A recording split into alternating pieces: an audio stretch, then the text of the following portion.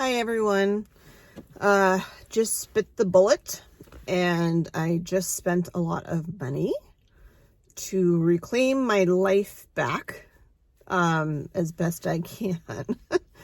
So it's so weird. I spent so much money on medical bills since well, Happy New Year everyone. Although by the time you're watching this it'll be like 2 months into the new year because I'm like super behind on my vlogs. But yeah, the new year, new you thing, everyone goes to the gym when it's New Year's and blah, blah, blah.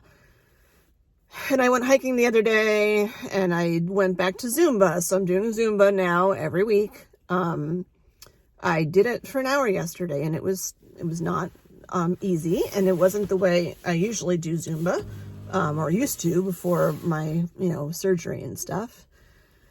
But today I went back to, I finished physical therapy and they have another, it's kind of like a gym, I guess, but after you're done with physical therapy, like an extension of them is this other business that basically is like a gym that has small group stuff. And I don't need to go into super specifics about the whole thing, but, I had a meeting today with a trainer and I've had meetings with trainers before. This is not like a regular meeting with the trainer like I've had before. I went through and explained my history of stuff that's happened since I was in great shape before. It's like, what happened that I'm not in great shape? Okay, here we go. And apparently I spit it off pretty quickly without filler words, which is funny because on these vlogs, I'm just full of uhs and ums and all those things. And I wasn't in this appointment. I just spit off all the things I could think of. I mean, you've been here for all these, but the cancer and the surgeries, plural, and the flooding and the kidney stone and my FMD and all the things and the meds and what's working. Oh, the frozen shoulder, like what's not working. And he actually complimented me for being able to do that in a concise way. As we all know from watching many of my vlogs, I'm not the most concise person. So that was a very nice compliment. So definitely new year, new me if someone says I'm being concise about anything. So they have programs where you meet 2 or 3 times a week.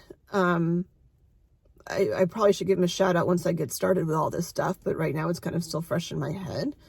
Where you meet 2 or 3 times a week at the gym and you have a very targeted program that's just for you. And it seems like it's very encompassing. Again, I'm sure I'll spend some time going over more detailed stuff.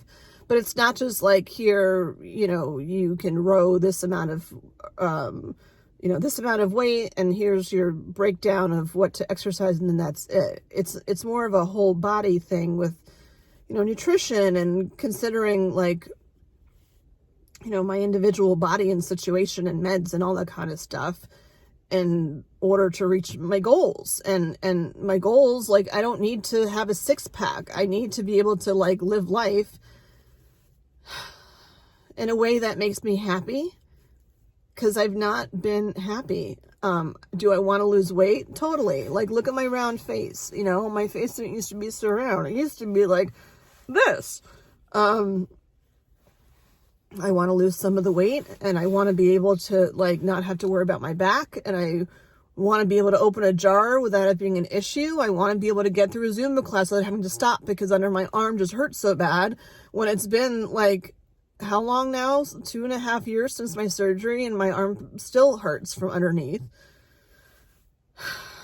So I knew I was going to do it and I thought, I'll just do the minimum amount possible. The most smallest they have is 2 times a week for a 6-month class. And then when I was talking to him, he's like, we recommend 12 to 18 months. I'm like, of course you do. Because you're not going to say, oh, you'll be fixed in 6 months. So 18 months, it's something new. So I'm not going to sign up for 18 months. And then I'm looking at the 12-month number and how much it is per week. Because it's money. It's money coming out of your pocket. And as many of you know, money starts to become a thing after all this shit. You got so many freaking medical bills and things that you weren't expecting to have. I'm still buying things for my apartment after the flooding and stuff that I didn't have before, clothes and stuff. It's wintertime now here. So I had my summer wardrobe recouped, but I don't have my winter wardrobe recouped that with clothes that makes me look halfway decent. But I'm trying to, like, you know, and then Christmas just finished, so, like, you know, there's the expensive Christmas and all that. But it's funny because you look at the number of, like obviously if you pay in full, you get like a whatever % discount, and you can like go to your insurance companies, because if there's certain organizations, you can go to your insurance company and get a thing that gives you like, I don't know, a couple $100 maybe back. I'm not sure how much it is for like being proactive about your health. So I have to call my insurance company and ask how that works. But it's interesting because, like, I'll have, I mean, now it's settling down, but, like, I'll have these, every time I go in the gateway, it's like $100 here, $100 there. And when I do my taxes for the year, like, I'll be straight. I spent 10 grand on medical stuff when I did my taxes the last time. And that's insane. Like, 10 grand? That's a fucking, like, large portion of salary. Like, that's crazy. But what am I going to say? No, I'm not going to do it. No, please. I changed my mind about the implant. Like, no, it's not a thing. That's not even what costs so much, because insurance covers the surgery and all that kind of stuff. But it's all co-pays, and the sheer amount of appointments that you have for stuff, like, it all adds up. You know, every copay in the beginning, you're going to all these different people, and you go to see the oncology psychologist because you want to stay sane, and there's another $50, and, like, you know, you do that every month, and you see the nutritionist every month, and then you see this person every month or every week or whatever it is. It just all adds up, and you pay it because you're like, I need to be sane, I need to be healthy, I need to know what to eat, I need to be on top of my health. And then on the flip side, when I have this paper in front of me, like, okay, here's what we can do to help you live the life that you want. And I'm looking at the number, which is far less than 10 grand. And I'm like, that's a lot of money. Like, do I want to do that? And it's so funny because that decision, that decision to me was harder than my decision to buy that purse. Where I'm just like, I go into the Louis Vuitton store with the money that I don't have, and I'm like, I want to buy that purse because I just finished my Luprons and I want to give myself a gift. And then I'm like, what did I just do? I'm going to have to work a lot harder to pay that sucker off. And then when you look at how much money it costs to do something nice for you and your body, like, you pause. And I need to make different habits in how I live my life. I have not been in a good place. I'm off the Lupron. So, like, I feel like the last few times I've vlogged, I'm like, yeah, I have joy again, and I can feel all these things. And I don't know. It's like you come off the high of, like, not being on the stupid injections. And I'm just not in a great place. I feel like I'm, like, naturally in menopause now. Like, not done, but, like, in the process of menopause right now. I'm sorry, I know I'm really wiggly. So I have, like, you know, the crying and stuff I get is all normal for someone who's going through menopause. And, you know, the sadness and all that stuff I understand is normal for someone going through menopause. And it's hard to live that way.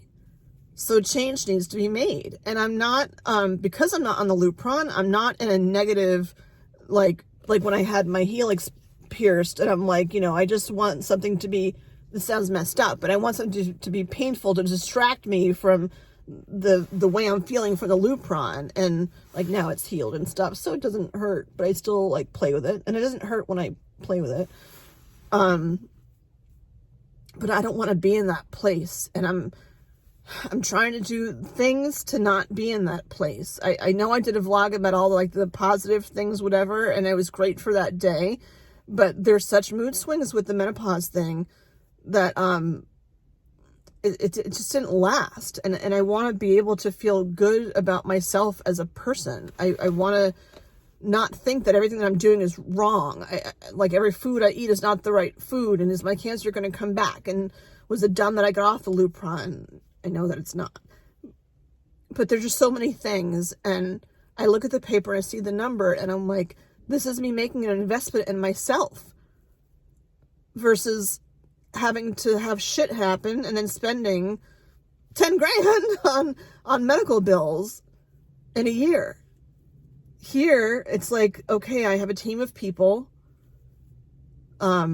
I'm doing a small group thing, so I'll have like new friends. Although there's some people that are in there that are already friends. But I'll have that, and I'll have accountability, and I'll have people to guide me to get my body back to what will make me happy. And when I say body, I don't just mean the weight thing. I mean, like, I want to not worry about my back going out, because my abs are just like, my torso is just not what it was. You know, I want to be able to go hiking for 2 hours and not have to be like, oh shit, my hip hurts. And I get that I'm getting older, which is only part of it too. Like, I'm 52. Like, I'd love to live to be 100 at least and be happy as I'm doing that. So like, I gotta bite the bullet and do something that I know is going to be a good thing for me, even though it seems really hard to check this box right now and hand over my credit card and make that purchase. It's crazy how people are so hard on themselves and don't want to invest the time in themselves, and then shit goes wrong, and then you're forced to spend the time on yourself. And not the best way. So today I chose to spend my hard-earned money and my precious time on me in a different way.